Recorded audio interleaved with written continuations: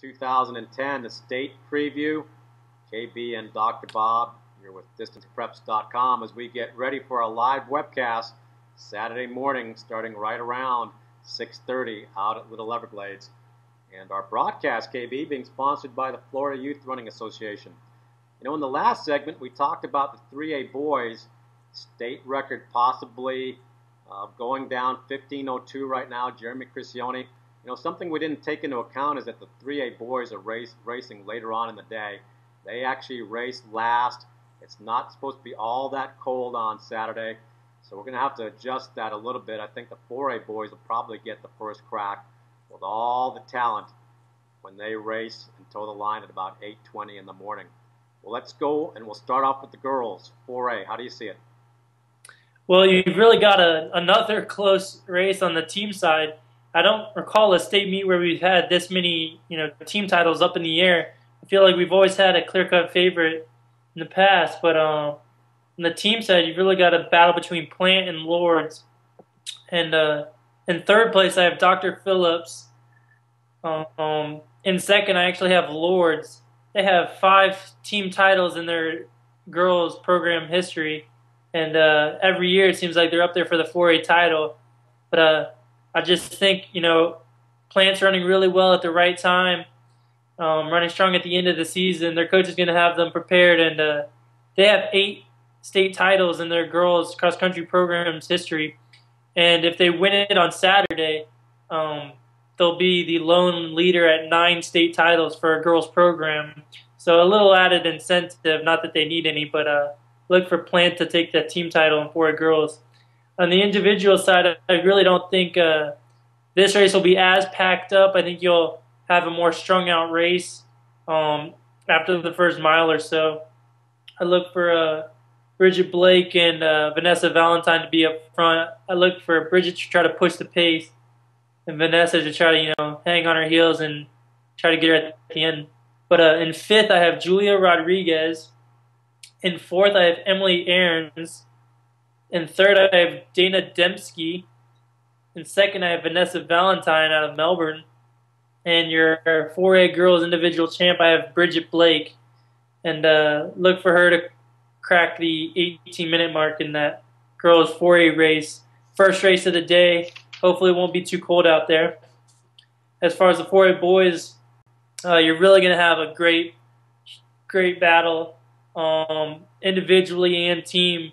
I think the team's going to be a lot closer than people believe. But in third place for the team, I have Dr. Phillips. Second in that very tough region. In second, I have Colonial. They won the region, just a little bit over Dr. Phillips. Have a good young group of guys, and look for them to, bring it. Renee Placencia, their coach, he's got them ready to go. They're young, they're focused.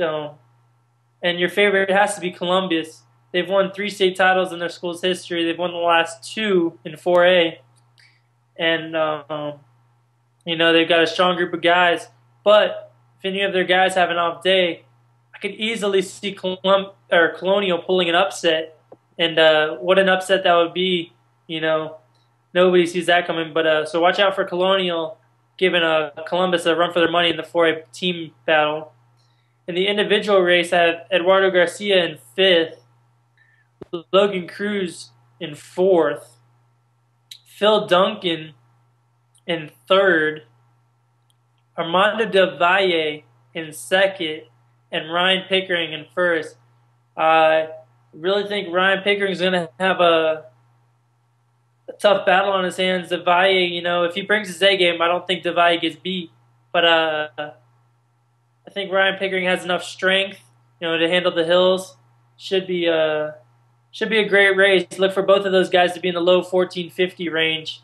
And if Armando's there with 400 to go, he's going to be very tough to be beat. So look for Pickering to push from about 3/4 of a mile out to 800 out. And you're going to have a great race in 4A boys. And that does it for my predictions. Very nice, very nice. Well, let's talk about my predictions here for 4A on the girls' side. I definitely see Bridget Blake winning it. I think Vanessa Valentine from Melbourne High School gets second.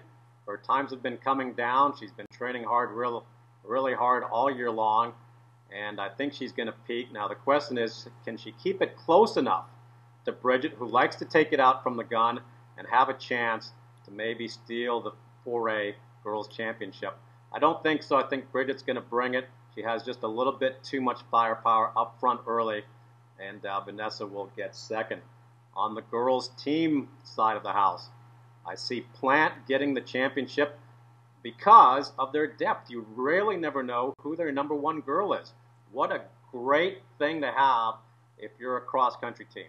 You can substitute your top 3 runners. You never know who's going to get number 1 on any given day. They're going to push each other. And I see Plant, legendary Coach Harrison, getting a win. It's their 24th straight year going to state, and he's going to notch up another team championship. On the boys' side, Colonial, Dr. Phillips, I'll tell you, it's going to be Columbus. It's going to be a dogfight. It could go any of those 3 teams will claim the team championship. And on the boys' side, I see a 2-man battle, just like they did earlier in the year. Devalle and Pickering battling it out. KB, I don't know who to call on that one.